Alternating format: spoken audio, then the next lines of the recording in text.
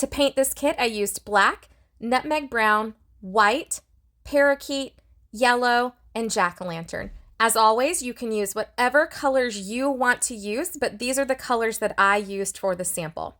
The next thing I'm going to do is I'm going to use my painter's tape to secure down some of those smaller pieces. And what I like to do is arrange them by color. It makes it so much easier to paint, and that way I can work with one paint color at a time.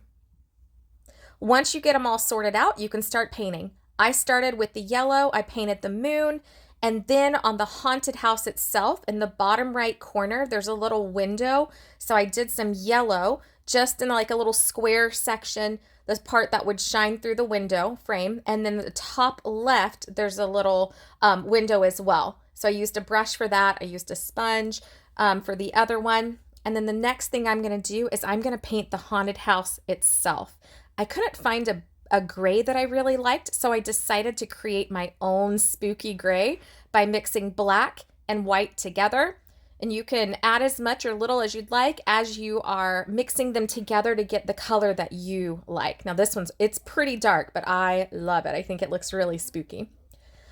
Now that I have that base coat for the haunted house, I'm going to work on the trees. So I take my nutmeg brown and I use my sponge and dab on the tree and give it a nice thin coat. And I will preach this forever. 2 thin coats is way better than 1 globby coat.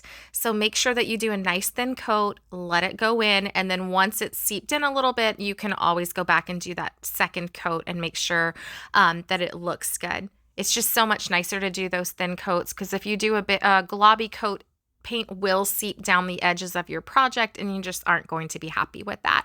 The next thing I did was I sponged one of the roof shingles, and then I went back to the tree. So I'm going to take that gray that I created and I'm going to go along the edges of the tree. And I think that it adds so much dimension to the tree and it makes it look so much more spooky. So all you have to do is take the gray, just kind of dab it in different places. There was really no rhyme or reason to where I put the gray.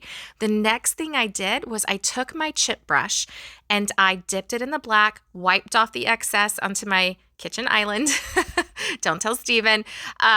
Just kidding. He already knows. So dip it in there, wipe off the excess, and then just kind of go left to right on that tree, and you can see the lines. Like, it just makes it look so much more spooky.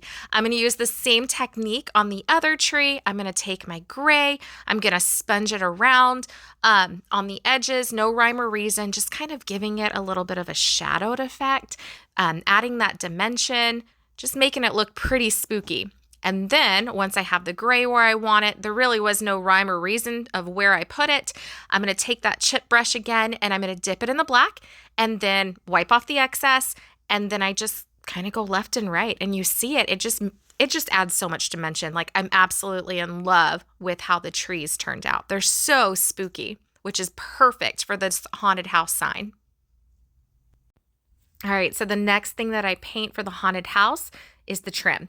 So I use black for a lot of the trim work, the window frames, the window shutters, spiders, bats, the roof, all of that gets a couple light coats of black. And then I do go back in with the dark gray and I kind of touch up on the sides to add a little bit of dimension to those areas. I really love the depth and dimension that it adds just by adding a second color and kind of blending it in a little. Next thing that I do is I mix the parakeet and the yellow together. I did do equal parts of the parakeet and the yellow. I just mixed them together to make we'll say like a slimish green. And I really thought it was cute.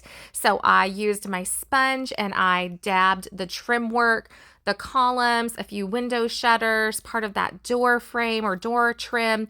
And I did those colors, did a couple thin coats, and then I used my accents. I used black, I used gray, and just kind of rubbed it in there, did some of the edges, made it look nice and spooky. Next thing I worked on was that section of the house that I wanted to do a different color gray. So I started with a base coat of white. Once I had a nice base coat of white, I took my chip brush, dipped it in the black, wiped off the excess, and then I just streaked it on the house and blended it in a little bit. And then I did it again because I wanted there to be white, gray, and black, and I wanted to make sure it looked pretty old and spooky. Then I used my white, I did my ghosts. Then I just started dabbing a little bit of color to some other pieces. I wanted to make sure that I really liked it. Then I did my jack-o'-lanterns in that jack-o'-lantern orange, which was perfect. And that's it. Turned out great.